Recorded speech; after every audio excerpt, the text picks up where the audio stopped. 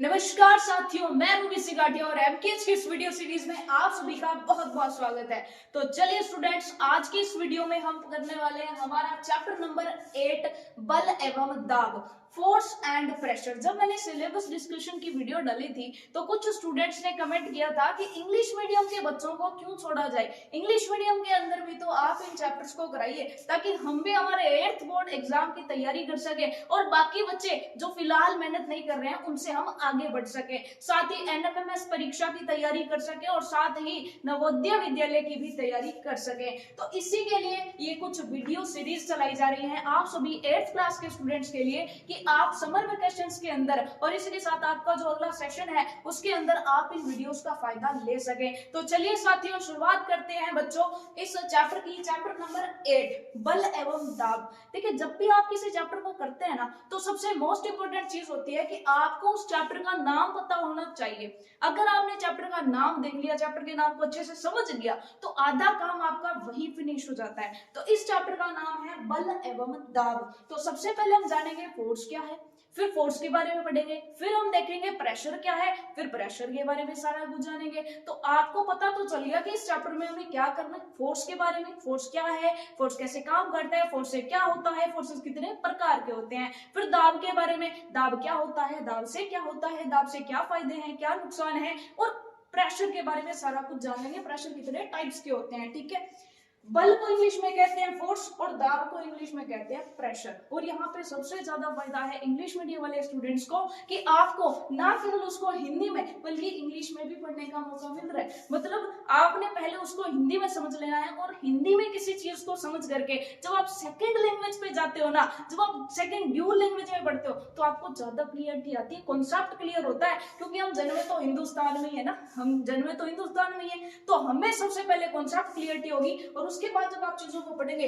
तो सीधा दिमाग के अंदर फिट हो जाने वाली है। तो चलिए फिर आराम से चैप्टर के अंदर एक एक चीज को अच्छे से क्लियर करेंगे। ठीक है, सबसे पहला क्वेश्चन जो है हमारा वो यही बनता है कि बल किसको कहते हैं। और इंग्लिश मीडियम वालों के लिए भाई फोर्स क्या चीज है, फोर्स एक्चुअल में होती क्या है। ठीक है, अब इस चीज को फॉर एग्जांपल समझो कि आपको मैंने कहा कि आपके पास में एक दीवार है, उस पर फोर्स लगाइए, तो आपका क्या दिमाग काम करेगा, आप जाके उसको धक्का ही तो देंगे, या तो उसको धक्का देंगे या फिर उसको खींचेंगे। या फिर मैं ऐसे कहूँ, मैं एक बॉक्स रख दूं बच्चा पार्टी आपके सामने और आपको कहूँ कि भाई इस पर फोर्स लगाओ, ये आप हैं, ये आप है, ये आप हैं, ये बॉक्स है, मैंने कहा बॉक्स पर फोर्स लगाओ, बॉक्स पर बल लगाओ, तो आप क्या करेंगे, बल लगाएंगे तो आप क्या करेंगे, या तो आप इसको धक्का देंगे या तो आप इसको अपनी तरफ खींचेंगे, या तो इस तरफ धक्का देंगे या फिर आप बॉक्स को अपनी तरफ खींच कर लाएंगे, ये दो ही तो काम करेंगे। तो यही बल की डेफिनेशन बन जाती है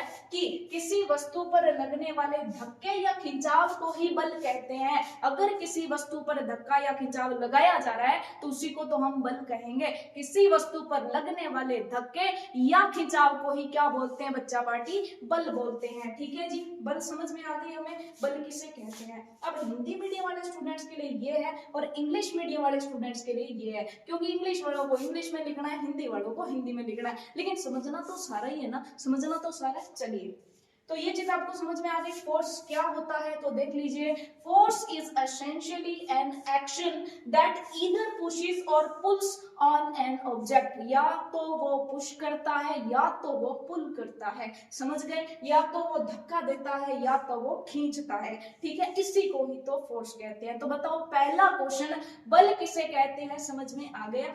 अब कुछ पॉइंट्स है बल के बारे में जो हमें जानने हैं, जो हमें गौर करने हैं। सबसे पहला पॉइंट है कि किसी भी चीज पर बल लगाने के लिए अन्योन्य क्रिया का होना बहुत आवश्यक है।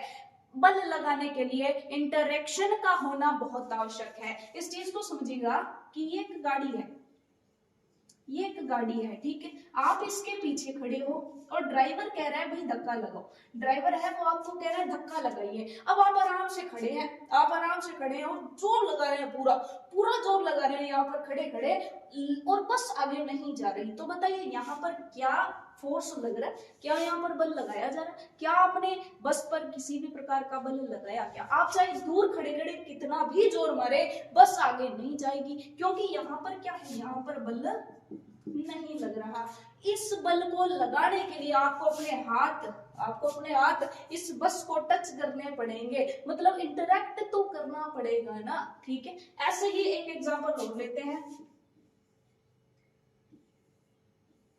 ये मान लीजिए आपके पास दो चुंबक है, ये दो चुंबक है आपके पास, ठीक है। अब ये चुंबक इधर और ये चुंबक इधर आकर आपस में चिपक जाती है, ठीक है। ये दोनों चुंबक आपस में आकर चिपक जाती है, ठीक है। ओके जी। अब इस चुंबक के पास यहाँ पे आप लकड़ी रख दीजिए। क्या रख दीजिए? वुड पीस रख दीजिए, लकड़ी रख दीजिए। क्या ये लकड़ी इस चुंबक के पास जाएगी? क्या नहीं जाएगी। क्यों नहीं जाएगी? क्योंकि ये दोनों आपस में अन्योन्य क्रिया नहीं करती है, इंटरेक्शन नहीं करती है। मतलब बल लगने के लिए चीजों के बीच में अन्योन्य क्रिया का होना आवश्यक है। अगर आप इस बस को धक्का लगा रहे हैं तो आपको इस बस को टच करना आवश्यक है, ठीक है। ये अन्योन्य क्रिया हो गई।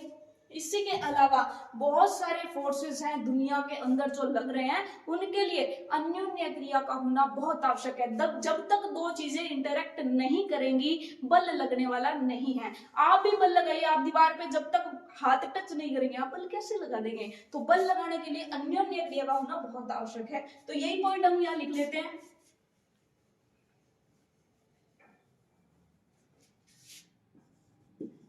बल लगाने के लिए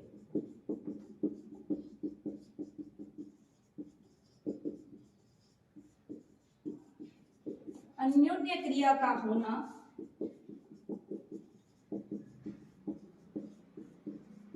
आवश्यक है। और इंग्लिश मीडियम वाले स्टूडेंट्स के लिए लिख रखा है force results from the interaction between two objects. जब तक दो ऑब्जेक्ट्स के बीच में इंटरेक्शन नहीं होगा तब तक फोर्स लगने वाला नहीं है। अब चाहे बस हो चाहे कोई भी बॉक्स हो, जब तक हम उसको टच करके धक्का नहीं देंगे या खींचेंगे नहीं या फिर किसी रस्सी से नहीं खींचेंगे तब तक उस पर बल लगने वाला नहीं है। तो इंटरेक्शन इसके लिए बहुत जरूरी है। अच्छा, एक चीज और यहाँ पर समझने वाली है कि जब आप बल लगाते हैं जैसे फॉर एग्जांपल यहाँ पे एक बॉक्स है, आप इसको इस डायरेक्शन में बल लगा रहे हैं, इस डायरेक्शन में बल लगा रहे हैं, ठीक है। और यहाँ पर एक बॉक्स है, इस बॉक्स को आप इस डायरेक्शन में बल लगा रहे हैं, ठीक है, मतलब इस डायरेक्शन में बल लगा रहे हैं। तो यहाँ पे क्या आप बता सकते हैं कि आप किस दिशा में धक्का दे रहे हैं, किस दिशा में धक्का दे रहे हैं, आप ये बता सकते हैं क्या? तो हाँ जी, हम ये बता सकते हैं। जैसे इसमें हम किधर धक्का दे रहे हैं, हम इधर धक्का दे रहे हैं। इस पर बल किस तरफ लगाया जा रहा है, उस साइड में लगाया जा रहा है। और इस पर बल किस डायरेक्शन में लगाया जा रहा है, इस डायरेक्शन में। बता सकते हैं हम। तो बल किस दिशा में लग रहा है ये बताया जा सकता है। इसलिए बल की दिशा भी होती है और बल का परिमाण भी होता है। मतलब बल कब लग रहा है, ज्यादा लग रहा है, कितना लग रहा है, ये भी बताया जा सकता है। तो बल का कोई ना कोई मान भी होगा और बल की कोई ना कोई दिशा भी होगी, ठीक है। तो अगला पॉइंट क्या होता है, बल का परिमाण व दिशा होती है। अब आपके माइंड में ऐसे आएगा कि ऐसी कोई चीज है क्या जिसका केवल परिमाण होता है, दिशा नहीं होती है। तो इसका बेस्ट एग्जांपल है आपका भार। अगर मैं आपको कहूँ आपका भार कितना है, आप क्या बताओगे? आप किलोग्राम में बताएंगे, 35 किलो, 45 किलो, 55 किलो, 65 किलो, ठीक है। ऐसे किलोग्राम में बताएंगे, ऐसे तो नहीं बताएंगे ना। इस दिशा में 35 किलो, इस दिशा में 45 किलो, इस दिशा में 65 किलो, इस दिशा में 55 किलो, तो उसमें दिशा नहीं होती है, लेकिन यहाँ पे दिशा होती है। तो अब बात समझ में आई ना कि कितना लगाया जा रहा है, किस दिशा में लगाया जा रहा है, ये दोनों चीजें बतानी होती है। चलिए, फोर्स हैव बोथ मैग्नीट्यूड मतलब उसका कुछ ना कुछ परिमाण, उसका कुछ ना कुछ मान होता है, एंड डायरेक्शन मतलब दिशा होती है, ठीक है जी। अब परिमाण की बात आती है, मैग्नीट्यूड की बात आती है, तो अब आप कहेंगे कि बल को किसमें मापा जाता है, हमारे भार को किसमें मापा जाता है, किलोग्राम में। हमारी लंबाई को अलग अलग तरीके से मापा जाता है, सेंटीमीटर से, मीटर से, किसी भी प्रकार से मापा जा सकता है। तो वैसे ही बल को किसमें मापा जाता है, तो बल को याद रखिएगा, बल का मात्रक न्यूटन होता है। बल का मात्रक न्यूटन होता है, न्यूटन, ठीक है। इतनी चीज क्लियर हो गई कि भाई बल का मात्रक क्या होता है, न्यूटन होता है। बल को न्यूटन में मापा जाता है, इतनी चीज ध्यान रखेंगे। तो देखो, अगर आपसे क्वेश्चन पूछ लिया जाए कि बल किसे कहते हैं, तो क्या जवाब देंगे? किसी वस्तु पर लगने वाले धक्के या खिंचाव को बल कहते हैं, ठीक है जी, ओके। बल लगाने के लिए अन्योन्य क्रिया का होना आवश्यक है, अन्योन्य क्रिया जरूरी है। उसके बाद बल का परिमाण और दिशा दोनों होते हैं। बल का मात्रक न्यूटन होता है। बस ये 4 पॉइंट आप लिख दीजिए, कहीं मार्क्स आपके नहीं कटेंगे। और बल पर इससे बाहर क्वेश्चन ना तो एनएमएमएस परीक्षा में आ सकता है, ना नवोदय परीक्षा में आ सकता है, और ना ही आपके एग्जाम में आ सकता है। तो हार्ड टू हार्ड यही चीजें बल पर बनाई जा सकती हैं। चलिए आगे चलते हैं। फोर्स, इंग्लिश मीडियम वाले आ जाइए। Force is essentially an object that either pushes or pulls on an object. Okay ji. Force result from the interaction between two objects. Force have both magnitude and direction. Magnitude भी है और direction भी है। Newton is the unit of force. ठीक है, मतलब force को किस में मापा जाता है? न्यूटन में मापा जाता है। फोर्स की यूनिट क्या होती है?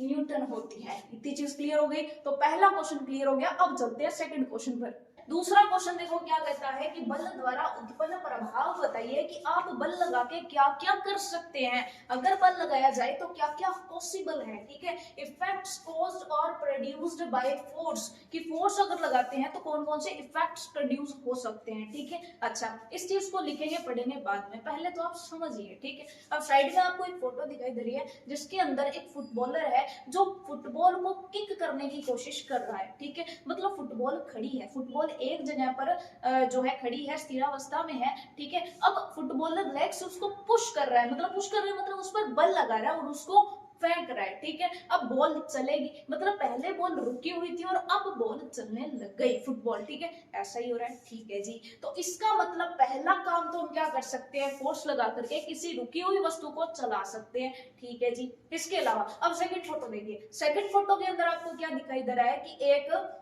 फील्डर है, बॉल आ रही है और वो बॉल को कैच कर रहे हैं, मतलब बॉल को ग्रैब कर रहे हैं, बॉल को पकड़ रहे हैं। तो पहले क्या थी? बॉल मूविंग थी, बॉल आ रही थी, बॉल चल रही थी, और अब उसने बॉल को रोक दिया। ठीक है, बॉल को रोक दिया मतलब फोर्स लगाया। तो फोर्स लगा के क्या किया जा सकता है? चलती हुई चीज को रोका भी जा सकता है। ठीक है, अच्छा अब तीसरी फोटो देखिए। तीसरी फोटो में देखिए आपको क्या दिखाई दे रहा है कि एक बैट्समैन है जो शॉट लगा रहा है। ठीक है, बैट्समैन है जो हिट कर रहा है बॉल को। ठीक है, बॉल को मार रहा है बैट से। ठीक है, तो यहाँ पे क्या चल रहा था कि सामने से बॉल आ रही थी थोड़ी सी स्लो आ रही थी, उसने एकदम हिट किया तो बॉल वो स्पीड से गई है ग्राउंड के पार। ठीक है, बाउंड्री से पार। तो अब यहाँ पे क्या हो रहा है? बॉल सामने से आ रही थी तो बॉल की डायरेक्शन चेंज कर दी, बॉल की दिशा चेंज कर दी। इधर से आ रही थी, बल लगाया, उधर चली गई। ठीक है, और सेकंड थिंग क्या हो रही है कि बॉल पहले थोड़ी स्लो आ रही थी और पलक झपकते ही बाउंड्री के पार, मतलब स्पीड भी उसकी बढ़ा दी गई। ठीक, ये 3 काम तो इन्होंने कर दिए। अब चौथा काम करना है आपको। ठीक है, चौथा काम सोचिए। अच्छा करना नहीं है, सोच लीजिए। ठीक है, एक गुब्बारा है आपके पास। क्या चीज है? गुब्बारा है।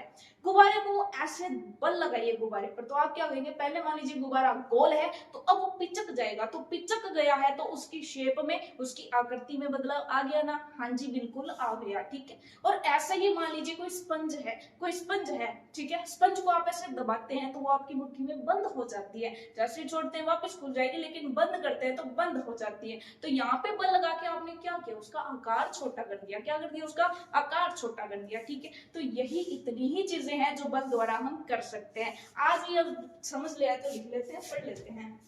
देखो बल द्वारा कौन कौन से प्रभाव उत्पन्न कर सकते हैं। तो अगर आप बोर्ड में लिख रहे हैं तो आपको कैसे लिखना है कि बल द्वारा निम्न प्रभाव उत्पन्न किए जा सकते हैं, और फिर पॉइंट बना के लिखना है। जितने ही आप क्वेश्चंस को पॉइंट में लिखते हो तो आपको मार्क्स ज्यादा मिलते हैं। ठीक है, चलिए। विराम से गति अवस्था में लाना। फुटबॉलर किक कर रहा था, रुकी हुई बॉल थी, चला दी। विराम से गति अवस्था में लाना। ठीक है जी, दूसरा पॉइंट है गति करती वस्तु को रोक देना। ठीक है, जो फील्डर था उसने चलती हुई बॉल को कैच कर लिया, रोक दिया।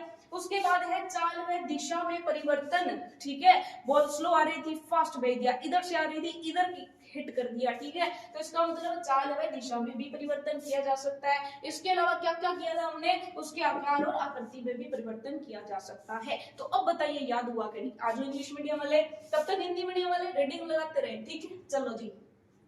इफेक्ट्स कॉज्ड और प्रोड्यूस्ड बाय फोर्स, कौन कौन सी इफेक्ट्स प्रोड्यूस कर रहा है फोर्स? तो देखो a force acting on an object, अब जब कोई ऑब्जेक्ट पर फोर्स काम कर रहा है, कॉजेज द ऑब्जेक्ट, वो ऑब्जेक्ट पर क्या क्या कर रहा है? टू स्टार्ट मूविंग, उसको चला सकता है, टू स्टॉप मूविंग, चलती हुई को रोक सकता है, टू चेंज इट्स स्पीड, उसकी गति में मतलब उसकी स्पीड में चेंज कर सकता है, एंड डायरेक्शन, उसकी डायरेक्शन चेंज कर सकता है, to change its shape and size, उसकी शेप में चेंज कर सकता है, उसकी साइज में चेंज कर सकता है। यही तो हमने पढ़ा था, यही तो पढ़ा था, ठीक है। तो चारों पॉइंट दोबारा से देखो, to start moving, to stop moving, to start moving, to stop moving, to change its speed and direction, fourth है to change its shape and size, ठीक है। ये चारों पॉइंट हो गए। और हिंदी मीडियम वाले वही गति अवस्था में ला सकता है, विरामावस्था में ला सकता है मतलब रोक सकता है, तीसरी चीज चाल व दिशा में परिवर्तन कर सकता है, और चौथी चीज आकार व आकृति में परिवर्तन कर सकता है। बोलो भाई समझ में आ गई? चले अगले क्वेश्चन पर। अच्छा अगर वीडियो ब्लर हो गई थी ना, अगर वीडियो ब्लर हो गई थी तो दोबारा से देख लीजिए, ठीक है। अब क्लियर दिखाई दे रही होगी, शायद कमेंट करके बता दीजिए कि भाई हाँ अब क्लियर हो गई, ठीक है। तो बल द्वारा उत्पन्न प्रभाव क्या थे? विराम से गति अवस्था में लाना, गति करती वस्तु को रोक देना, चाल में दिशा में परिवर्तन करना, आकार और आकृति में परिवर्तन करना। भाई आप बल लगाकर ये चारों काम कर सकते हैं, इसके अलावा कोई काम नहीं किया जा सकता। अच्छा इंग्लिश मीडियम वाले, to start moving, to stop moving, to change its speed and direction, to change its shape and size, इतना ही किया है, ठीक है। अब चलते हैं थर्ड क्वेश्चन पर। तो चलिए फिर तीसरा क्वेश्चन है हमारा, बलों के प्रकार बताइए कि कौन कौन से बल जो है इस पूरी नेचर के अंदर पाए जाते हैं, ठीक है। तो सबसे पहला बल जो हम पढ़ेंगे वो है हमारा गुरुत्वाकर्षण बल, ग्रेविटेशनल फोर्स, ठीक है। अब मान लीजिए कि आपके हाथ में कोई भी चीज है, उस चीज को आप जैसे ही छोड़ेंगे तो वो ऊपर जाएगी या नीचे जाएगी? बताइए। आप जैसे ही किसी चीज को छोड़ते हैं, जैसे मान लीजिए मैंने आपके सामने इस चीज को ड्रॉप किया, मैंने धक्का नहीं मारा, सीधा छोड़ा है, यहाँ छोड़ा है, इस चीज को यहाँ छोड़ा है, ठीक है। इस चीज को यहाँ छोड़ा है, जैसे ही हम छोड़ेंगे तो ये नीचे चली गई, ये नीचे चली गई। इसका अर्थ क्या है कि कोई भी चीज अगर हम छोड़ते हैं तो वो कहाँ जाती है? वो नीचे नहीं जाती, वो अर्थ के पास जाती है। कहाँ जाती है? अर्थ के पास चली जाती है। समझ रहे इस बात को, है ना? कहाँ चली जाती है? अर्थ के पास। इसका मतलब अर्थ कोई ना कोई ऐसा फोर्स लगा रही है जिसकी वजह से सारी वस्तुएं उसके पास जा रही है ना। तो अर्थ जो फोर्स लगाती है उसे हम ग्रेविटेशनल फोर्स कहते हैं, गुरुत्वाकर्षण बल कहते हैं। बट इसमें एक गलती है, एक्चुअल में सिर्फ धरती जो बल लगाती है वही ग्रेविटेशनल फोर्स नहीं है। दुनिया में जितनी भी चीजें हैं वो एक दूसरे को खींच रही हैं।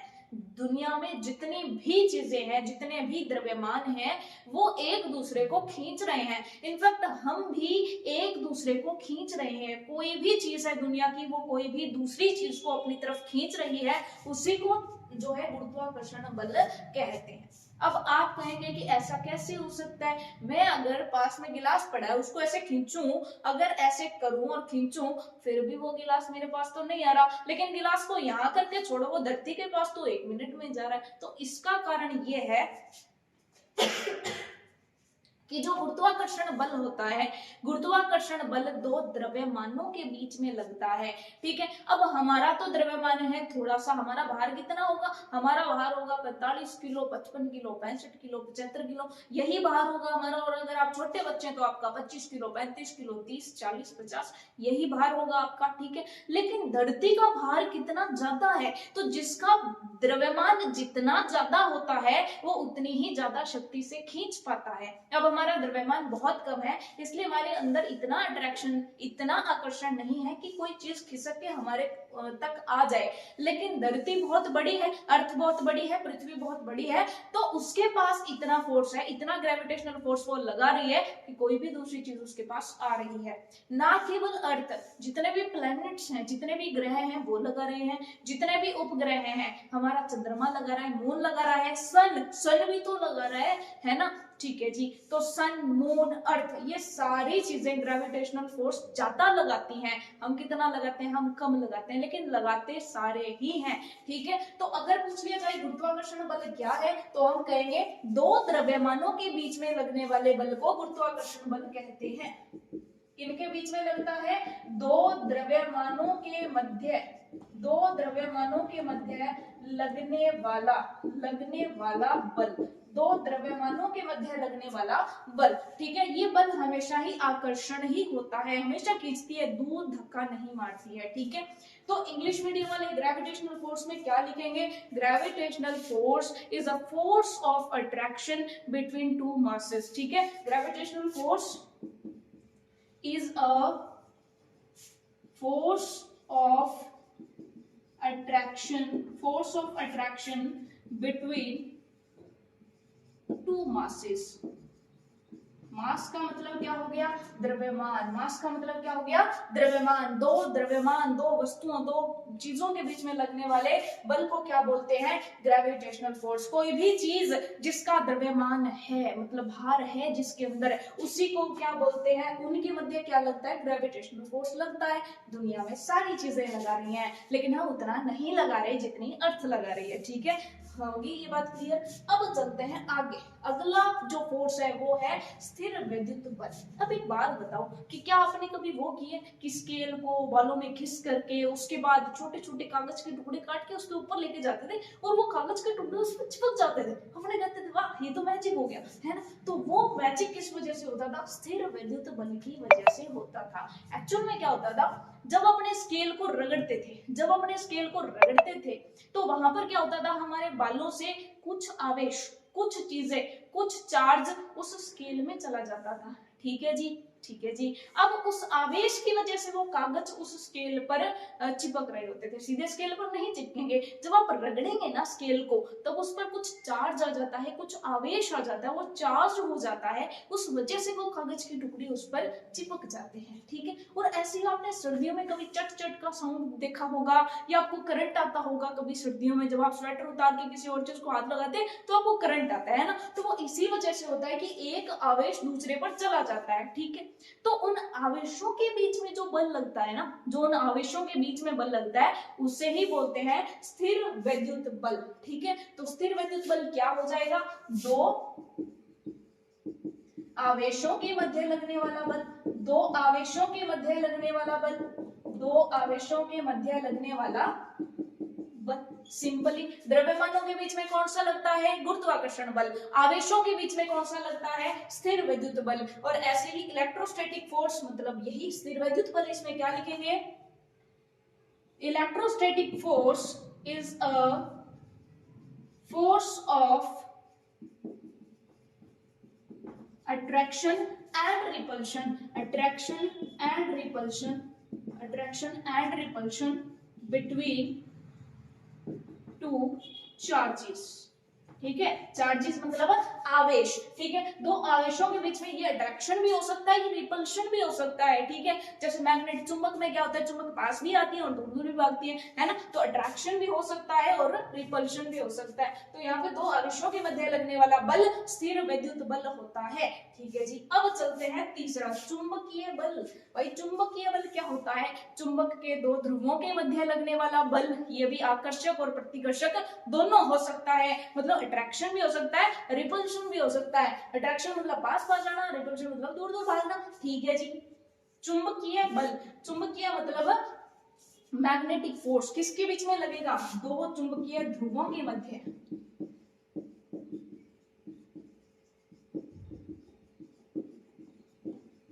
अच्छा, चुंबकीय ध्रुव क्या है, चुंबक क्या है और चुंबकीय ध्रुव क्या है। देखो चुंबक तो हमने देखी है, ना, सबने देखी है, ठीक है जी। तो 6th क्लास में चुंबकों से खेलना भी सीखा था, है ना। अच्छा, तो उसके अंदर क्या होता है कि ये चुंबक का एन होता है और ये एस होता है। जब इसको लटकाते हैं ना तो ये एन और एस डायरेक्शन में ही ठहरती है ना। तो अब इसके ऊपर जब कुछ ऑल पिंस छिड़कते हैं तो ऑल पिंस बीच में नहीं चिपकती, यहाँ साइड में ज्यादा चिपकती हैं। कहाँ चिपकती हैं, साइड में। तो ये जो साइड वाले एरियाज हैं इन्हीं को हम क्या बोलते हैं, पोल्स। क्या बोलते हैं, पोल्स या ध्रुव, जिसको आप बोलते हैं उत्तरी ध्रुव, दक्षिणी ध्रुव, है ना। याद आ गया। तो उन ध्रुवों के मध्य लगने वाले बल को ही हम क्या बोलते हैं, चुंबकीय बल। तो दो चुंबकीय ध्रुवों के मध्य लगने वाला बल, ये चीज क्लियर हो गई कि भाई चुंबकीय बल क्या है। यहाँ पर मैग्नेटिक फोर्स क्या हो जाएगा, magnetic force is a force of attraction. ये भी अट्रैक्शन एंड रिपल्शन दोनों ही होता है, attraction and repulsion between two poles of magnet, मतलब मैग्नेट के दो पोल्स के बीच में जो फोर्स लग रहा है, ठीक है, ऑफ मैग्नेट्स, ठीक है, टू पोल्स ऑफ मैग्नेट या टू मैग्नेटिक पोल्स, ऐसे लिख दीजिए, ज्यादा अच्छा रहेगा, टू मैग्नेटिक पोल्स। ओके, तो मैग्नेटिक फोर्स क्या हो जाएगा? Magnetic force is a force of attraction and repulsion between two magnetic poles, मतलब उत्तरी ध्रुव और दक्षिणी ध्रुव के मध्य लगने वाला जो बल है उसी को हम क्या बोलते हैं बच्चा वाडी? मैग्नेटिक फोर्स बोलते हैं। तो देखो, गुरुत्वाकर्षण बल किसके बीच में? द्रव्यमानों के बीच में। आवेशों के बीच में इलेक्ट्रोस्टैटिक फोर्स, चार्जेस के बीच में इलेक्ट्रोस्टैटिक फोर्स, स्थिर विद्युत बल। और तीसरा हमारा कौन सा? चुंबकीय बल, मैग्नेटिक फोर्स, जो किसके बीच में लगता है? मैग्नेटिक पोल्स, चुंबकीय ध्रुवों के बीच में लगता है। सिंपल है। अच्छा, अब आइए चौथे बल की तरफ, घर्षण बल की तरफ। ठीक है जी, घर्षण बल एक ऐसा बल है जो गति का विरोध करता है, मतलब जो चलने नहीं देता है। ठीक है, अगर कोई चीज चल रही है इसका मतलब वहां पे घर्षण कम लग रहा है। ठीक है जी, आपने कभी कभी देखा होगा कि कभी कभी आपके जो शूज हैं नीचे से स्लिपरी हो जाते हैं, मतलब नीचे से फिसलन भरे हो जाते हैं। ठीक है, तो ऐसे में आपका पैर भी कभी कभी फिसल जाता है। अच्छा, आप मुझे एक बात बताइए कि आप एक कच्चे फर्श पर चल रहे हैं और एक एकदम टाइल्स जो है वो एकदम फाइन टाइल्स है वहां पर चल रहे हैं, तो आपके फिसलने के चांसेस कहां पर है? एकदम चिकनी टाइल्स पर या फिर जो जहां पर उबड़ खाबड़ इलाका है वहां पर? तो आप कहेंगे कि हमारे फिसलने के चांसेस चिकनी टाइल्स पर ज्यादा है। क्यों ज्यादा है? क्योंकि वहां पे फिसलन ज्यादा है। फिसलन ज्यादा है मतलब घर्षण कम है, रगड़ नहीं खा रहे हैं आप, रगड़ नहीं खा रहे हैं, फ्रिक्शन कम है, इस वजह से आपका पैर स्लिप हो जाता है और जमीन और आपके बीच में पकड़ नहीं बनती है। अगर पकड़ बन रही है तो वहां पे फ्रिक्शन ज्यादा होगा, और फ्रिक्शन ज्यादा होगा इसका मतलब गति का विरोध होगा। ठीक है, अगर वहां पे फ्रिक्शन होता तो गति का विरोध होता और आपका पैर स्लिप नहीं होता। अगर आपका पैर स्लिप हो रहा है तो इसका मतलब वहां पे घर्षण नहीं है। तो घर्षण बल है क्या? घर्षण बल एक तरह से एक फोर्स है जो गति करने से रोकता है। किस वजह से? दोनों चीजों के बीच में जो पकड़ बनती है उस चीज से। ठीक है, जैसे फॉर एग्जाम्पल हमारे हाथ हैं, सर्दी में हम क्या करते हैं? हमारे हाथों को ऐसे रगड़ते हैं, तो रगड़ते हैं तो हाथ गर्म हो जाते हैं। क्यों गर्म हो जाते हैं? क्योंकि हम लगा रहे हैं फोर्स, हम फोर्स लगा के हाथों को एक दूसरे पर रगड़ रहे हैं। जब रगड़ रहे हैं तो इनके बीच में घर्षण बल लग रहा है जो इन दोनों को रोक रहा है गति करने से। इस वजह से हाथ में गर्मी उत्पन्न हो रही है। समझ गए इस बात को? ठीक है जी, तो घर्षण बल किस किस के बीच में लगता है? दो सतहों के बीच में। कब लगता है? जब वो खिसकती हैं। जब वो खिसकेंगी तो उनको खिसकने से रोकने का काम कौन करता है? घर्षण बल। ये चीज क्लियर हो गई? ठीक है जी, तो घर्षण बल अच्छा भी होता है, बुरा भी होता है। ये घर्षण वाला हमारा नेक्स्ट चैप्टर है, उसके अंदर हम पढ़ने भी वाले हैं। घर्षण नाम का एक पूरा का पूरा चैप्टर है आपकी क्लास में, जो इसके बाद हम जस्ट पढ़ने वाले हैं। तो टेंशन मत लीजिए, समझ में आ जाएगा। फिलहाल समझ लीजिए कि घर्षण एक ऐसा बल है जो गति को रोकता है। गति को रोकता है। कैसी गति? सापेक्ष गति को रोकता है। एक बार लिख लीजिए, फिर सापेक्ष गति को भी समझते हैं। घर्षण बल वह बल जो वस्तु की सापेक्ष गति को रोकता है। अब इंग्लिश मीडियम वाले क्या लिखेंगे? Friction force. Friction force is a force that resists the relative motion of two objects. Relative motion of two objects. अब इस चीज को ध्यान से समझिएगा कि मोशन का मतलब तो हो गया चलना, लेकिन रिलेटिव मोशन क्या है? ठीक है, इस चीज को समझिए कि मान लीजिए कि ये नीचे वाला हाथ है आपका और ये ऊपर वाला हाथ है। अब ये दोनों हैं, चिपके हुए। अब आप इन दोनों को मूव करें, क्या ये दोनों हाथ हिल रहे हैं? बिल्कुल हिल रहे हैं। तो यहाँ पे क्या घर्षण लगेगा? नहीं लगेगा। क्यों नहीं लगेगा? क्योंकि इन दोनों के बीच में तो कोई रगड़ नहीं हो रही ना, ये तो जहाँ है वहीं के वहीं पड़े हैं। रगड़ खाने के लिए नीचे वाला हाथ रोकना पड़ेगा, ऊपर वाला हाथ उसके ऊपर चलाना पड़ेगा। मतलब इसके रिलेटिवली इसमें गति होनी चाहिए। अगर दोनों में गति हो रही है तो इसके लिए ऊपर वाला नहीं चल रहा, ऊपर वाला नीचे वाले के लिए नहीं चल रहा, क्योंकि यहाँ पर दोनों साथ साथ में है। नीचे वाले से पूछो क्या ऊपर वाला रगड़ खा रहा है, वो कहेगा नहीं खा रहा, इसका मतलब फ्रिक्शन नहीं लग रहा। लेकिन अब फ्रिक्शन लग रहा है, तो नीचे वाले के लिए ऊपर वाला चलना जरूरी है। समझ गए इस बात को? तो रिलेटिव का मतलब है सापेक्ष गति, मतलब दोनों में आपस में सापेक्ष होनी चाहिए, एक रुकना चाहिए एक चलना चाहिए। ठीक है, इतनी चीजें क्लियर हो गई। तो घर्षण बल भी हमें समझ में आ गया। ठीक है, अब यहाँ पर एक चीज और नोट कीजिएगा कि किन बलों में डायरेक्ट संपर्क की जरूरत होती है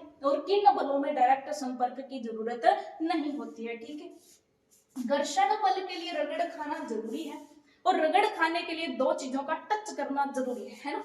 तो इसमें टच जरूरी है, फ्रिक्शन फोर्स में टच जरूरी है, ध्यान रखना। उसके बाद चुंबकीय बल, चुंबकों को टच कराए तभी वो एक दूसरे को खींचते हैं क्या? नहीं, दूर से खींच देती है ना, दूर से ही खींच लेती है, दूर से ही इंटरेक्शन हो जाता है, मतलब इसमें टच करने की जरूरत नहीं है।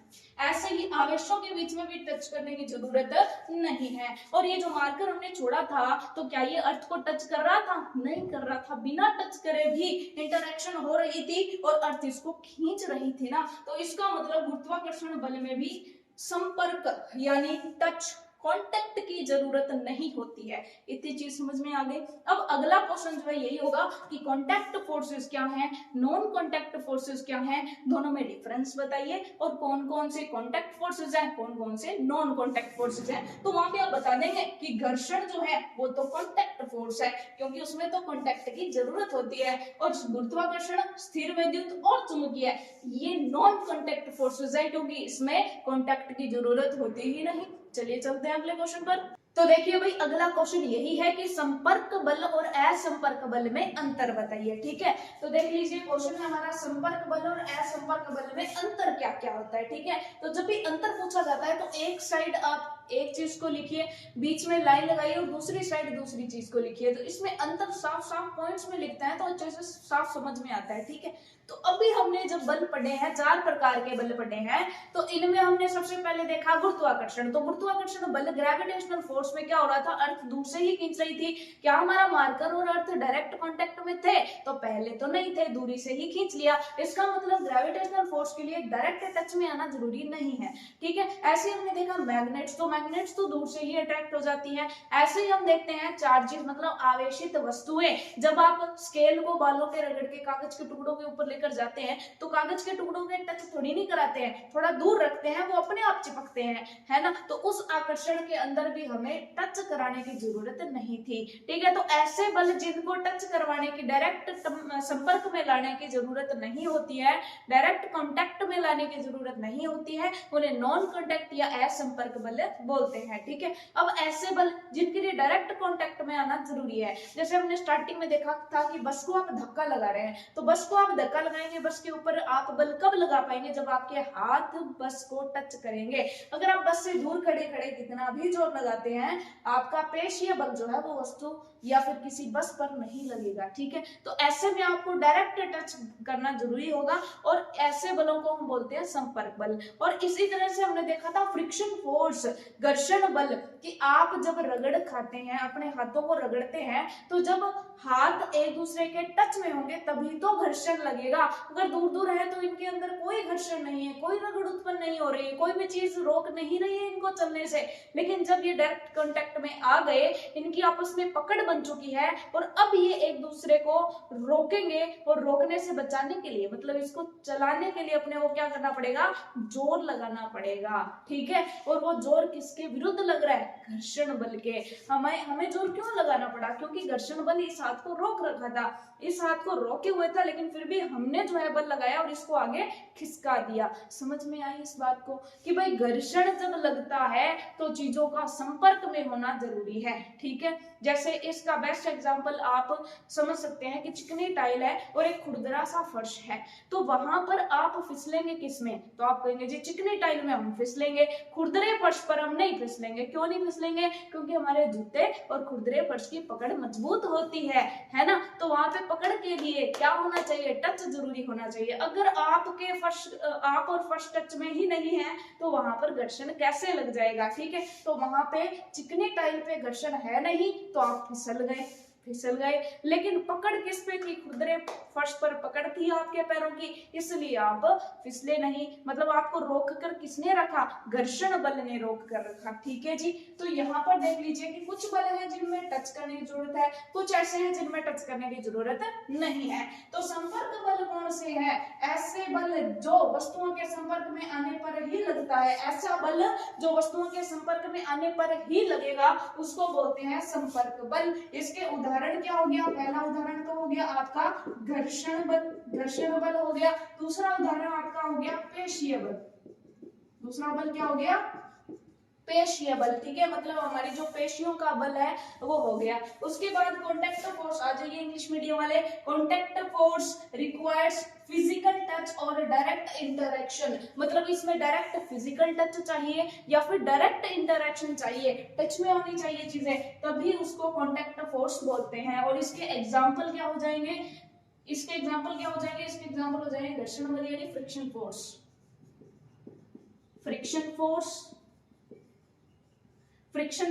ठीक है, और पेशीय बल जो है इसे मस्कुलाइन फोर्स भी बोल सकते हैं। ठीक है, उसके बाद नेक्स्ट है असंपर्क बल। ऐसा बल जिसके लिए वस्तुओं का संपर्क में होना आवश्यक नहीं है, फिजिकल टच की जरूरत नहीं है। ऐसा बल जिसके लिए वस्तुओं का संपर्क में होना आवश्यक नहीं है। ठीक है, इसमें अगर आप पेशीय बल ना भी लिखें, अकेला घर्षण बल लिख दें तो भी चल जाएगा, इसलिए मैंने इस यहाँ पर नहीं लिखवाया। ठीक है, फ्रिक्शन फोर्स और घर्षण बल ध्यान में रख लें, बस इतना बहुत है। अब आगे देखिए असंपर्क बल में कौन कौन से आ जाएंगे आपके? गुरुत्वाकर्षण बल कि भाई गुरुत्वाकर्षण अर्थ सीधी खींच रही थी, उसमें टच की जरूरत नहीं थी। इसके अलावा क्या देखा था हमने? स्थिर वैद्युत बल किस किस के बीच में लग रहा था? जब हम स्केल को रगड़ते हैं तो वो चार्ज हो जाता है और फिर उसको कागज के टुकड़ों पर लेके जाते हैं, तब जो बल लगता है वो स्थिर वैद्युत बल होता है, क्योंकि वो चार्जेस के बीच में लगता है। उसके बाद है आपका चुंबकीय बल भाई चुंबकों के बीच में लगता है। चुंबकीय बल किसके बीच में लगता है? दो चुंबकों के बीच में लगने वाला बल चुंबकीय बल कहलाता है। और non contact force, English medium वाले आ जाइए। नॉन कॉन्टैक्ट फोर्स किसको बोलते हैं भाई? Non contact forces at a distance without direct physical contact। मतलब एक डिस्टेंस पर ये काम करने लग जाते हैं विदाउट एनी फिजिकल कांटेक्ट की जरूरत ही नहीं होती है। ठीक है, तो ये क्या कह रहा है? Non contact forces act at a distance without direct physical contact। किसी भी टाइप के फिजिकल कांटेक्ट की हमें रिक्वायरमेंट नहीं है। ठीक है जी, इसके एग्जाम्पल क्या हो जाएंगे? इसके एग्जाम्पल भाई हिंदी मीडियम वाले इंग्लिश मीडियम में बस कन्वर्ट कर रहे हैं। ठीक है, गुरुत्वाकर्षण को क्या बोलेंगे? Gravitational force. ग्रेविटेशनल फोर्स हो गया। स्थिर वैद्युत को क्या बोलेंगे? Electrostatic force. ठीक है, इलेक्ट्रोस्टैटिक फोर्स वाला आपके 10th 11th 12th में वापस से आता है, वहां पर आप फुल डीप में पढ़ते हो। ठीक है, उसके बाद है चुंबकीय बल मतलब मैग्नेटिक फोर्स। तो अगर आपके क्वेश्चन आ जाए बच्चे लोगों कि भाई संपर्क और असंपर्क बल में अंतर बताइए, तो संपर्क बल ऐसा बल जो वस्तुओं के संपर्क में आने पर ही लगता है, और असंपर्क बल ऐसा बल जिसके लिए संपर्क में होना आवश्यक आवश्यक नहीं है। ठीक है, संपर्क में घर्षण बल, असंपर्क में गुरुत्वाकर्षण, स्थिर विद्युत चुंबकीय बल। और इंग्लिश मीडियम वाले क्या लिखेंगे, कॉन्टेक्ट फोर्स के लिए क्या होगा, contact force required physical touch और डायरेक्ट इंटरेक्शन बिटवीन ऑब्जेक्ट्स। ठीक है, और एग्जांपल क्या हो जाएगा, फ्रिक्शन फोर्स। ऐसे ही नॉन कॉन्टेक्ट फोर्स में हम क्या लिखेंगे, non contact force act at a distance without direct physical contact. इसमें फिजिकल कॉन्टेक्ट की कोई भी जरूरत नहीं होती है। ठीक है, इसके एग्जांपल क्या क्या कर देंगे, gravitational force, electrostatic force, magnetic force. बस ये 3 एग्जांपल आपको लिखने हैं। ठीक है, अब फोर्स तो हमने अच्छे तरीके से कंप्लीट कर लिया है। अब अगला टॉपिक है हमारा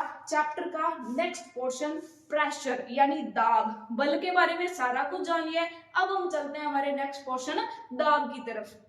तो चलिए स्टूडेंट्स, दाब के बारे में पढ़ते हैं। दाब के बारे में पढ़ना बहुत ही इंटरेस्टिंग हो जाता है, क्योंकि काफी सारे बच्चों को फोर्स यानी बल और प्रेशर यानी दाब, इन दोनों के बीच में पूरी लाइफ डिफरेंस ही नहीं समझ में आता कि भाई बल क्या था, दाब क्या था, फोर्स क्या था, प्रेशर क्या था। ठीक है, तो आज अपने इनके बीच में पहले डिफरेंस जानेंगे और फिर ही जानेंगे कि दाब क्या होता है। ठीक है, बल के बारे में हमने पढ़ लिया कि धक्का या खिंचाव ही बल कहलाता है। कुल मिला के किसी भी चीज पर जोर लगा रहे हो ना, तो वो आप उस पर बल लगा रहे हो। ठीक है जी, ये बात समझ में आ गई। अब बात है कि दाब किसको कहते हैं। तो एक चीज सोचिए कि मान लीजिए आपने बहुत भारी बैग टांग रखा है। ठीक है, बहुत भारी बैग टांग रखा है आपने अपने कंधे के ऊपर। ठीक है, आपका स्कूल बैग ही मान लीजिए। ठीक है, अब आप काफी देर तक उसे उठाकर काफी दूर तक चलते हैं, तो यहाँ पर जो ये बैग है ये आप पर बल लगा रहा है, आप पर फोर्स लगा रहा है। ये जो बैग है आपकी पूरी बॉडी पर क्या लगा रहा है, फोर्स लगा रहा है, बल लगा रहा है। लेकिन सच बताइएगा कि बैग उठाने के बाद सबसे ज्यादा पेन बॉडी के किस पार्ट में होगा। तो आप कहेंगे जी शोल्डर के जो ये हिस्से हैं वहां पे ज्यादा दर्द होगा, जहां पे उसके स्ट्रैप्स आ रहे थे ना, जहां पर उसके पट्टे आ रहे थे वहां पर ज्यादा दर्द होगा, वहां पर ज्यादा पेन होगा। ठीक है, क्यों पेन होगा, क्योंकि वो बैग सबसे ज्यादा प्रेशर वहां पर लगा रहा था। यही बात कहेंगे ना, क्या ये बात मैंने बिल्कुल सही कही है? हाँ, ये बात बिल्कुल सही है। और इसमें एक बीच में वर्ड आया कि यहीं पर वो सबसे ज्यादा दबाव लगा रहा है, प्रेशर लगा रहा है। ये चीज समझ में आई क्या? दोनों में डिफरेंस समझ में आया? यहाँ पर देखिए, जब मैंने बोला कि बैग पूरी बॉडी पर बल लगा रहा है, तो बल किस पर लग रहा है, पूरी बॉडी के ऊपर। लेकिन अगर हमने देखना हो कि किसी पर्टिकुलर हिस्से के ऊपर, किसी पर्टिकुलर पॉइंट के ऊपर कितना बल लगा, लंबवत सीधा सीधा कितना बल लगा, तो उस बल को हम कहते हैं दाब। तो दोनों में चीजें समझ में आई क्या? बल का मतलब होता है पूरी होल बॉडी पर लगने वाला। चलिए एक और एग्जांपल लेते हैं। आपके पास एक कील है, ठीक है, आपको उसको दीवार में लगाना है। ठीक है, आप हथौड़े से उस पर मार रहे हैं। ठीक है, हथौड़े से ऊपर आप उसके मार रहे हैं, तो आप यहाँ पर हथौड़े के द्वारा किस पर बल लगा रहे हैं? क्या दीवार पर बल लगा रहे हैं? तो आप कहेंगे हाँ जी, हम किस पर बल लगा रहे हैं? दीवार पर। तो क्या पूरी की पूरी दीवार गिर जाएगी? नहीं, कील केवल दीवार के उस पर्टिकुलर पॉइंट में ही छेद करेगी, सुराख करेगी, जहां पर उसका जो तीखा हिस्सा है वो टच कर रहा है। तो उस पर्टिकुलर पॉइंट पर कितना बल लग रहा था, उसे ही हम कहेंगे प्रेशर या दाब, क्योंकि सबसे ज्यादा प्रेशर उसी पॉइंट ने ही फील किया है। ठीक है जी, तो दाब का मतलब होता है किसी पर्टिकुलर पॉइंट पर, किसी एक छोटे से एरिया पर, चाहे वो छोटा सा एरिया एक ही क्यों ना ले लिया जाए, 1 सेंटीमीटर स्क्वायर ले लिया जाए, 1 मीटर स्क्वायर ले लिया जाए, 1 किलोमीटर स्क्वायर ले लिया जाए, कितना भी छोटा कितना भी बड़ा ले लिया जाए, लेकिन एक पर्टिकुलर पॉइंट पर अगर पता करना हो कि कितना बल लग रहा है, तो उसे दाब कहते हैं। ठीक है, दाब भी एक प्रकार का बल है, लेकिन बल पूरी बॉडी पे होता है और दाब एक छोटे से एरिया, छोटे से क्षेत्रफल पर जो है मापा जाता है। तो बताइए ये चीज समझ में आ गई ना? अब दाब की परिभाषा देखिए, एकदम सटीक समझ में आएगी। क्या परिभाषा है? देखिए, वस्तु की सतह के लंबवत, जैसे ये बोर्ड है तो बोर्ड के बिल्कुल परपेंडिकुलर, बिल्कुल सीध में जो बल लग रहा है वही लंबवत बल हो जाएगा। ठीक है जी, तो वस्तु की सतह के लंबवत, ठीक है जी। एक छोटा सा एरिया लेना है तो उसको हम ले लेते हैं एकांक क्षेत्रफल, एक अंक।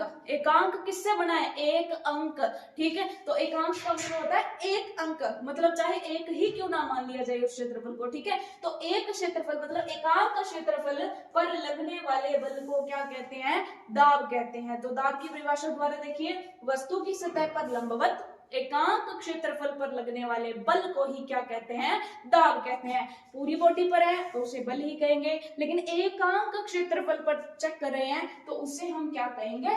दाब कहेंगे, ठीक है जी। अब इंग्लिश मीडियम वाले देख लीजिए, the measurement of force exerted perpendicularly. Perpendicularly मतलब सीधा, लंबवत, ठीक है। Perpendicularly on a surface per unit area. Unit का मतलब क्या होता है? यूनिट का मतलब होता है एक, ठीक है। पर यूनिट एरिया मतलब एकांक क्षेत्रफल, छोटे से क्षेत्रफल पर जो बल लग रहा है उसे क्या कहते हैं? दाब कहते हैं। बताइए, समझ में आ गई ना कि छोटे से एरिया, एकांक एरिया, पर यूनिट एरिया एक ही बात है, ठीक है जी। अब दाब का सूत्र अगर हमसे पूछ लिया जाए तो दाब का सूत्र होता है बल बटे में क्षेत्रफल, बल बटे में क्षेत्रफल, बल बटे में क्षेत्रफल, ठीक है। और इंग्लिश मीडियम वाले देख लीजिए, प्रेशर का फॉर्मूला क्या है? प्रेशर का फॉर्मूला है force upon area, force upon area. ये चीज समझ में आ गई, ठीक है जी। दाब की एसआई यूनिट, दाब की एसआई यूनिट यानी दाब का मात्रक क्या है? दाब को किसमें मापा जाता है? पास्कल में, हमने देखा था। आपकी लंबाई को किसमें मापा जाता है? आपके भार को किसमें मापा जाता है? वैसे ही दाब को किसमें मापा जाता है? तो दाब को पास्कल में मापा जाता है। आपका भार किलोग्राम में मापते हैं, वैसे ही इसको, दाब को पास्कल में मापते हैं, ठीक है जी। तो प्रेशर का SI unit of pressure is pascal, ठीक है। प्रेशर को किसमें मापते हैं बेटा? पास्कल में मापते हैं, ठीक है जी। ये बातें समझ में आ गई। एक बार फिर से रिपीट कर देते हैं और फिर कुछ इंटरेस्टिंग चीजों के बारे में जानेंगे, ठीक है। चलिए एक बार फिर से रिपीट करते हैं। वस्तु की सतह के लंबवत एकांक क्षेत्रफल पर, ठीक है, और लगने वाले बल को क्या कहते हैं? दाब कहते हैं। दो ही चीजें हैं, परपेंडिकुलरली और पर यूनिट एरिया, लंबवत और एकांक क्षेत्रफल पर, ठीक है जी। यहाँ पर देखिए, the measurement of force exerted perpendicularly on a surface per unit area, ये यहाँ पर मेन चीजें हैं, ठीक है जी। ओके, इनका फॉर्मूला क्या हो गया? दाब इज इक्वल टू बल बाय क्षेत्रफल, और प्रेशर का फॉर्मूला क्या हो गया? Force upon area. बल मतलब फोर्स, क्षेत्रफल मतलब एरिया, ठीक है। कितनी सरफेस पर लग रहा है? टोटल एरिया, ठीक है। SI unit of pressure is pascal. SI unit क्या है प्रेशर की? पास्कल है। किसमें मापते हैं प्रेशर को? पास्कल में मापते हैं, ठीक है जी। बात समझ में आ गई। अब यहाँ पे एक चीज देखिएगा, एक चीज देखिएगा कि आपके पास एक तो है ये इतनी सी सरफेस, ये इतनी सी सरफेस, और एक है यहाँ पे छोटी सी सरफेस, ठीक है। आप यहाँ पे भी 5 न्यूटन फोर्स लगा रहे हो, यहाँ पे भी 5 न्यूटन फोर्स लगा रहे हो, तो बताइए प्रेशर कहाँ पर ज्यादा लगेगा, प्रेशर कहाँ पर कम लगेगा, ये बताइए। इस चीज को आप ऐसे समझिए कि थोड़ी छोटा सा क्लासरूम है, इसमें 5 टॉफियां बांटनी है, और ये बड़ा क्लासरूम है, इसमें भी 5 ही चॉकलेट्स बांटनी है या टॉफियां बांटनी है, तो बताइए ज्यादा टॉफियां कहाँ पर मिलेगी पर स्टूडेंट को?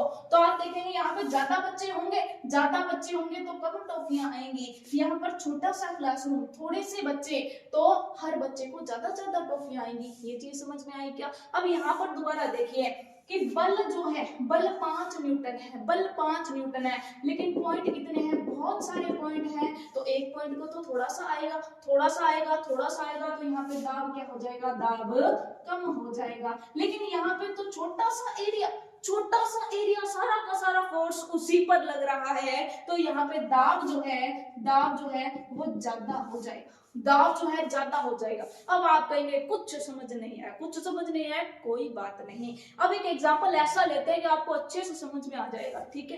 अब यहाँ पे देखिए, 2 फ्रेंड्स थे, राम और श्याम, 2 फ्रेंड्स थे राम और श्याम।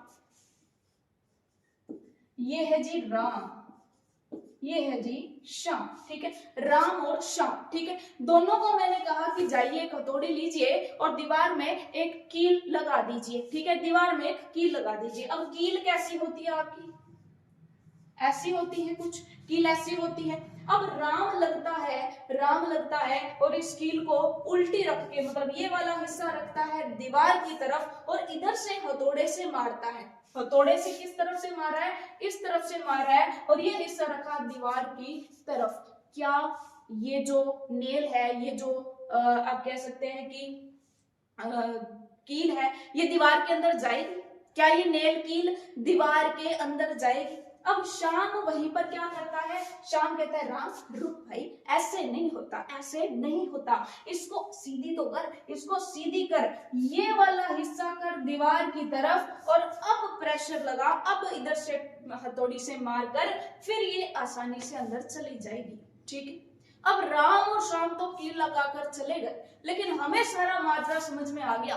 क्या माजरा समझ में आया कि हथौड़े से फोर्स तो उतना ही लगाया जा रहा था, 5 न्यूटन यहाँ पे, 5 न्यूटन यहाँ पे, फोर्स तो उतना ही लग रहा है, बट यहाँ पे फोर्स लग रहा था इतने ज्यादा क्षेत्रफल पर, इसलिए प्रेशर कम आ रहा था। लेकिन यहाँ पे सारा का सारा फोर्स लग रहा है इस टिप के ऊपर, तो यहाँ से मारेंगे, यहाँ से मारेंगे तो दीवार के ऊपर एक पर्टिकुलर छोटे से पॉइंट पर सारा का सारा बल लगेगा, तो प्रेशर ज्यादा होगा ना, प्रेशर ज्यादा होगा और कील अंदर चली जाएगी। तो अब आप इस चीज के अंदर देखिए कि अगर क्षेत्रफल कम रखते हैं, अगर क्षेत्रफल कम रखते हैं तो दाब ज्यादा लगता है, अगर क्षेत्रफल कम रखते हैं तो दाब ज्यादा लगता है। इसका उदाहरण क्या है कि जब कील का आप तीखा हिस्सा दीवार के अंदर लगाते हो तो वो जल्दी अंदर जाती है। क्यों अंदर जाती है? क्योंकि वहां पे क्षेत्रफल बहुत कम है, एरिया बहुत कम है, तो सारा का सारा फोर्स उस पर ही प्रेशर लगाएगा। और अगर उसको उल्टा करेंगे तो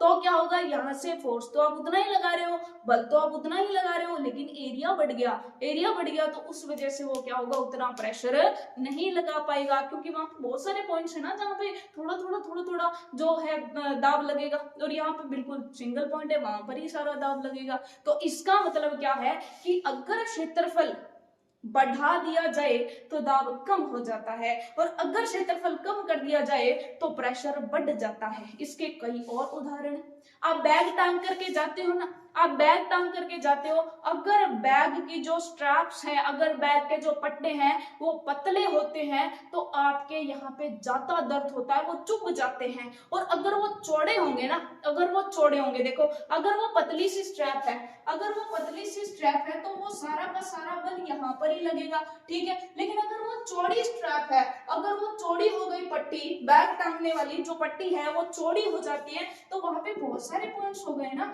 थोड़ा थोड़ा प्रेशर सारे ही झेल लेंगे, सारे ही झेलेंगे थोड़ा थोड़ा। तो ऐसे में क्या है कि अगर एरिया बढ़ जाता है तो प्रेशर कम हो जाता है, ठीक है। इसके और सारे कई एग्जांपल हैं।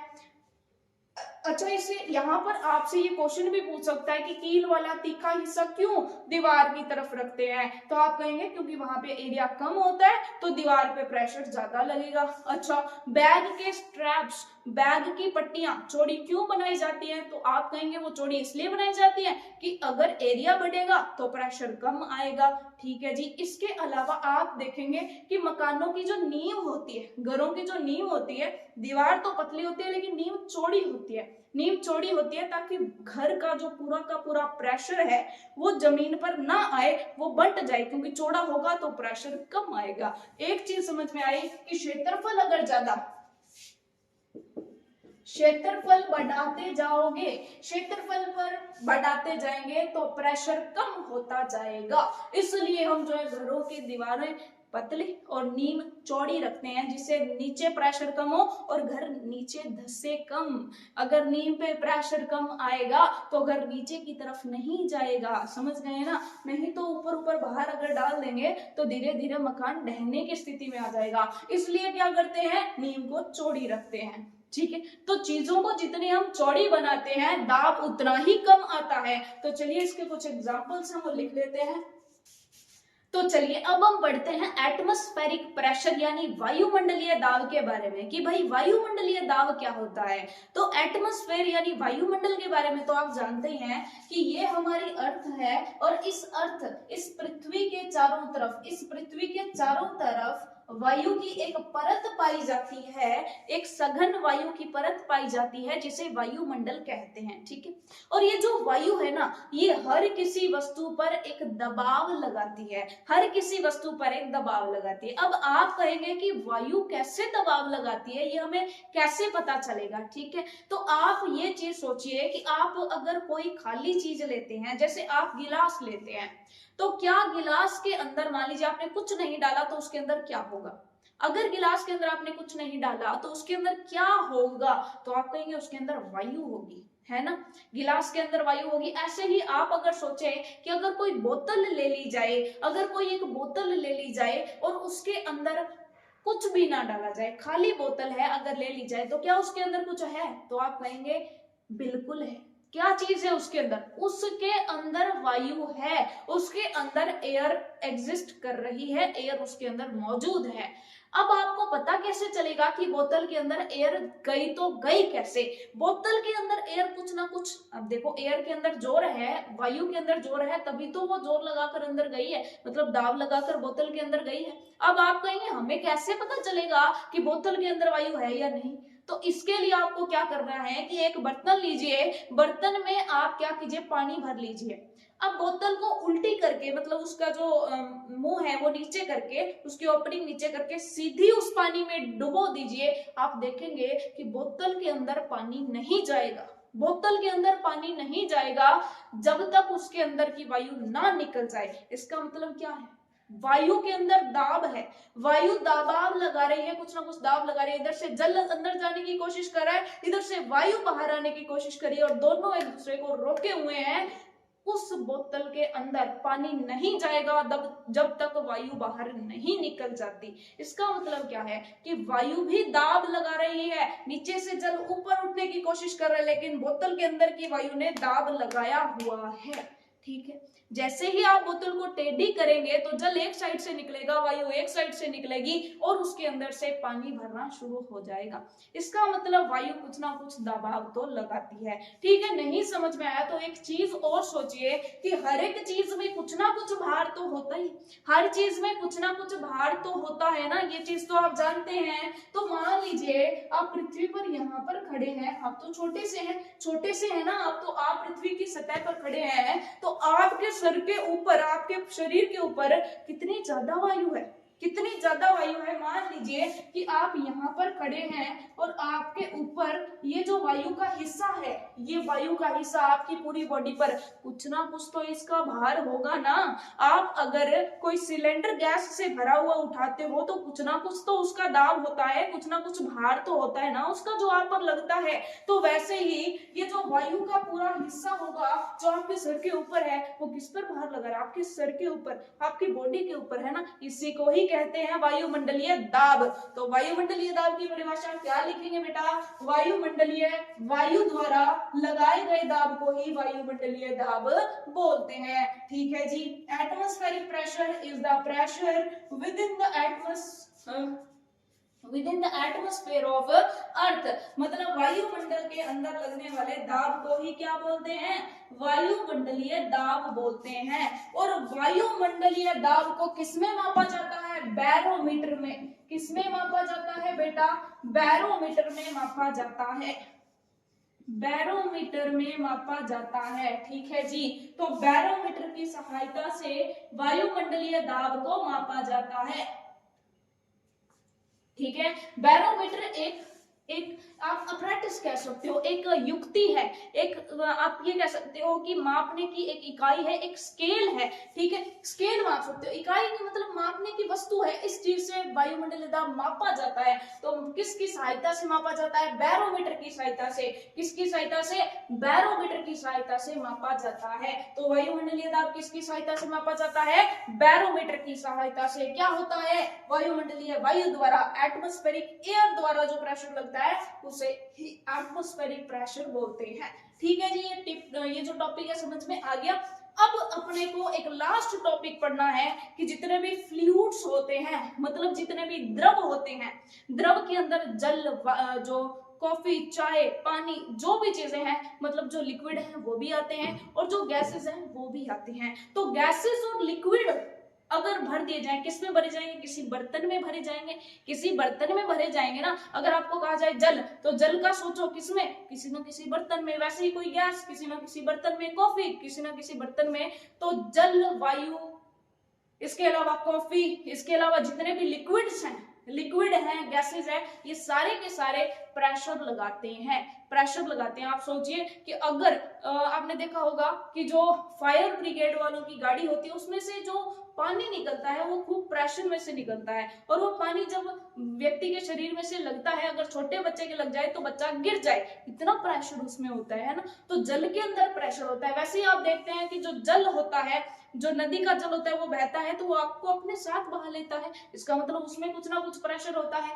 वैसे ही अगर एक गिलास में पानी पड़ा हुआ है, अगर गिलास में पानी है तो वो भी गिलास की दीवारों पर भी कुछ ना कुछ प्रेशर लगाता है, और इसी को बोलते हैं फ्लूइड प्रेशर, तरल दाब। तो अब देखते हैं नेक्स्ट, तरल दाब क्या होता है। तो चलिए फिर तरल दाब की बात करते हैं।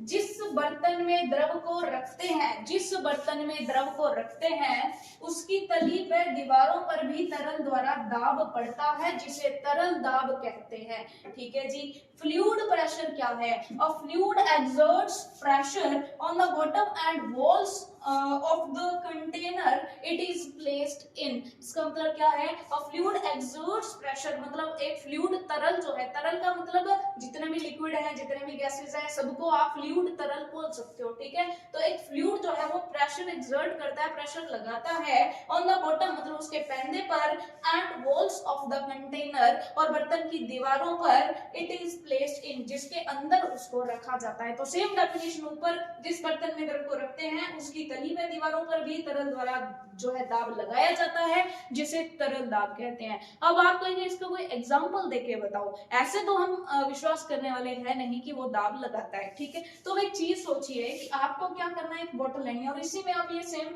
जो है डायग्राम बना सकते हैं। एक बोतल लेते हैं आप, एक बोतल लेते हैं और उसमें आपको कर देने हैं छोटे छोटे दो छेद, छोटे छोटे दो छेद, सुराख कर देने हैं। ठीक, छोटे छोटे दो सुराख कर देने हैं। अब इसके अंदर आपको क्या कर देना है? पानी डाल देना है। इसके अंदर क्या कर देना है? पानी डाल देना है। ठीक है। तो आपको क्या लगता है, पानी निकल के इसके पास पास में ऐसे नीचे पड़ेगा, या फिर ऐसे एकदम प्रेशर लगाते हुए बाहर निकलेगा और काफी दूर जाकर गिरेगा? तो आप कहेंगे बिल्कुल, पानी जो है वो काफी दूर जाकर गिरेगा, मतलब लिक्विड कुछ ना कुछ प्रेशर लगा रहा था दीवार पर, और दीवार उसको झेल रही थी। लेकिन यहाँ पे जो लिक्विड था, यहाँ पे जो लिक्विड था उसने प्रेशर लगाया और सामने कोई आया नहीं, तो इसलिए ये खुद बाहर गिर गया, बाहर गिर गया, और फुल प्रेशर के साथ गिरा, इसलिए काफी दूर जाकर गिरा। ठीक है। तो यहाँ पे पता चलता है कि इसका मतलब तरल जो है वो प्रेशर लगाता है, तभी तो ये इतनी दूर जाकर गिरा।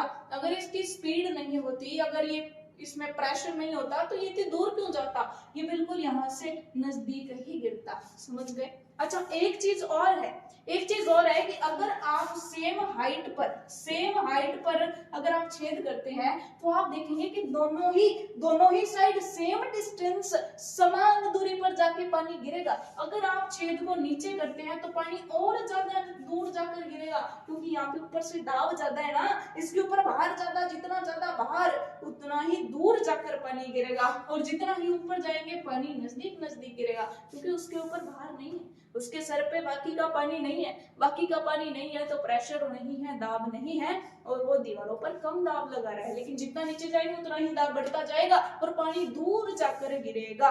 तो ये बात बताइए कि समझ में आ गई या नहीं आई, कि भाई तरल जो है बर्तन की दीवारों पर भी दाब लगाता है। तो इसी के साथ पूरे धूम धड़ाके से हमारा चैप्टर नंबर 8 बल एवं दाब एकदम पक्के तरीके से कंप्लीट हो जाता है, जिसमें हमने बल जाना, बल के बारे में सारा कुछ, फिर दाब जाना, दाब के बारे में सारा कुछ, क्यों बैग की पट्टियां चौड़ी बनती हैं, क्यों कील का आगे वाला हिस्सा नुकीला रखा जाता है, क्यों जो है वो रेल की पटरियां उनके बीच में लकड़ी के जो है वो बीच में अटैच किए जाते हैं।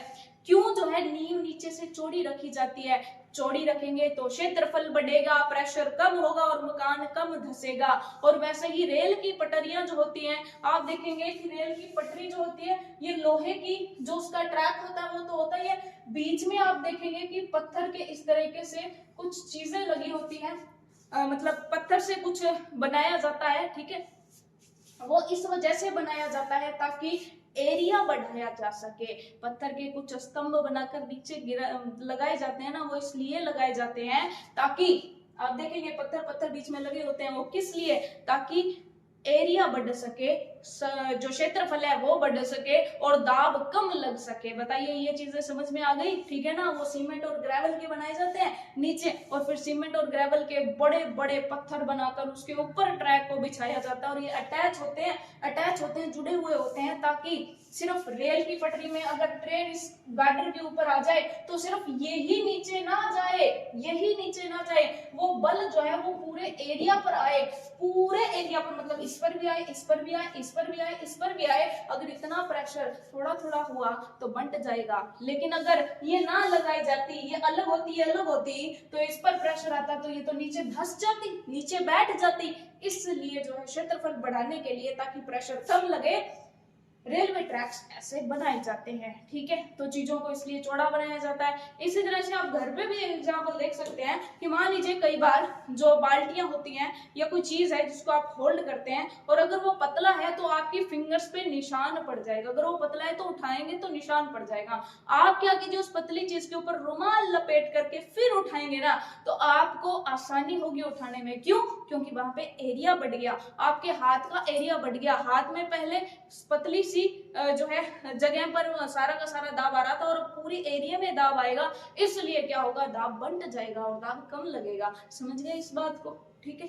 तो ये चैप्टर नंबर हमारा 8 इसी के साथ कंप्लीट हो जाता है। साथियों पढ़िएगा, इस चैप्टर को रिवाइज करिएगा और एग्जाम में अच्छा स्कोर करिएगा। मेरी शुभकामनाएं आप सभी के साथ है। Thank you so much.